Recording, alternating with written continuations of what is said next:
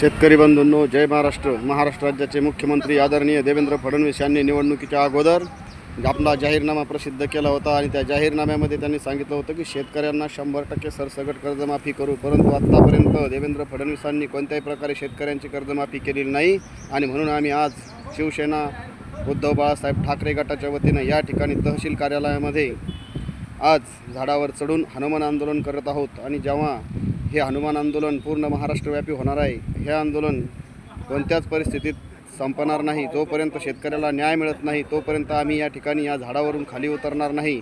जर प्रशासनाने आम्हाला बळदाटी करण्याचा प्रयत्न केला तर या ठिकाणी आम्ही खाली आमची अशा प्रकारची जी काही व्यवस्था आहे ते आपण बघू शकता की अशा प्रकारची व्यवस्था आम्ही या ठिकाणी करून ठेवलेली आहे. जर शेतकऱ्यांना न्याय मिळाला नाही तर आम्ही या ठिकाणी या झाडावर उद्या सकाळी फाशी घेऊन आमची जीवनयात्रा संपवू.